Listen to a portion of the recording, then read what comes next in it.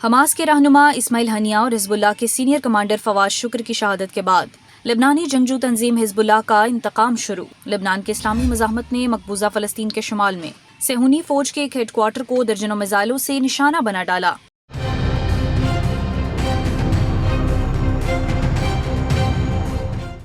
المنار کی رپورٹ کے مطابق لبنانی تنظیم حزب اللہ کے بیان میں کہا گیا کہ جنوبی لبنان کے دیہات پر صہیونی حملوں کے جواب میں ہم نے کاتیوشا میزائلوں سے جاتون میں 146ویں ڈویژن کے نئے ہیڈ کوارٹر کو نشانہ بنایا۔ اس سے قبل صہیونی حکومت کے ذرائع ابلاغ نے اطلاع دی تھی کہ لبنان سے شمالی مقبوضہ فلسطین کی صہیونی بستیوں پر 30 سے زائد راکٹ فائر کیے گئے ہیں۔ فلسطینی مزاحمتی گروپوں کی طرف سے الاقصی طوفان آپریشن کے آغاز کے ساتھ ہی حزب اللہ کی جانب سے شمالی مقبوضہ فلسطین میں صہیونی فوج کے ایک بڑے حصے کو مشغول کرنے اور غزہ میں مزاحمت پر دباؤ کو کم کرنے کے لیے فلسطینی سرزمین کے اندر صہیونی حکومت کے اہداف کے خلاف روزانہ کارروائیاں کی جاتی ہیں۔ حزب اللہ کے حملے میں جنوبی لبنان کے درمیان سرحد میں صہیونی حکومت کے کچھ ٹھکانے تباہ ہو چکے ہیں اور فوجی ساز و سامان جیسے کہ ٹینک، عملہ بردار جہاز اور صہیونیوں کی بختربند گاڑیوں کو بھی نشانہ بنایا گیا ہے۔ ان کارروائیوں میں لبنانی مزاحمت اور صہیونی فوجیوں کی ایک بڑی تعداد بھی ہلاک ہوئی ہے، جبکہ درجنوں اسرائیلی فوجی زخمی ہیں، جن میں متعدد اسرائیلی فوجیوں کی حالت تشویشناک بتائی جا رہی ہے۔ حزب اللہ کی ٹیلی گرام پوسٹ کے مطابق یہ کارروائی چند روز قبل جنوبی لبنان پر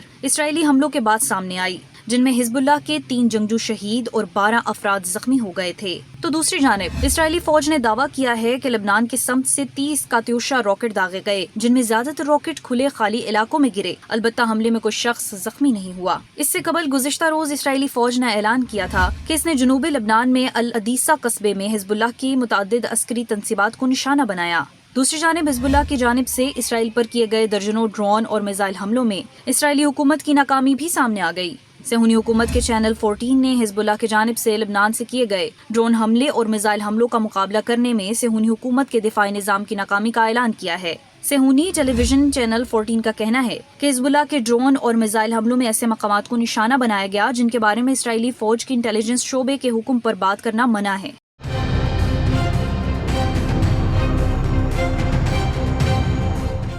اس ٹی وی چینل نے مزید بتایا کہ اسرائیل کا دفاعی نظام حزب اللہ کے صرف ایک ڈرون کو روکنے اور مار گرانے میں کامیاب رہا، جبکہ متعدد ڈرون اور میزائل اپنے اہداف کو تباہ کرنے میں کامیاب رہے۔ بعض ذرائع ابلاغ نے زور دے کر کہا کہ حزب اللہ کے حملے کے بعد الجلیل سمیت بعض علاقوں میں زوردار دھماکے بھی ہوئے اور مقبوضہ شہر صفد اور کریات شمونہ کالونیوں کو بھی نشانہ بنایا گیا۔ اسرائیلی ذرائع کے مطابق شمالی مقبوضہ فلسطین کے الجلیل علیہ کے کم سے کم 20 علاقوں میں خطرے کے سائرن مسلسل 1 گھنٹے تک بجتے رہے۔ حالیہ مہینوں میں بہت سے تجزیہ کاروں اور صہیونی حکومت کے سابق اعلیٰ کمانڈروں نے اسرائیلی حکومت کی کابینہ اور فوج کی کارکردگی پر تنقید کرتے ہوئے حزب اللہ کے ساتھ جنگ میں اسرائیل کی بے بسی کا اعتراف کیا ہے اور کہا ہے کہ حزب اللہ بہت زیادہ طاقتور ہے، جو غزہ کو کنٹرول کرنے والی تحریک حماس کے مقابلے میں صہیونی حکومت کے لیے ایک دلدل بن چکی ہے۔ یاد رہے کہ 7 اکتوبر کو غزہ پر حملوں کے آغاز سے اب تک حزب اللہ اور اسرائیل کے درمیان جاری لڑائی میں لبنان میں 565 افراد شہید ہو چکے ہیں، جن میں 116 شہری شامل ہیں۔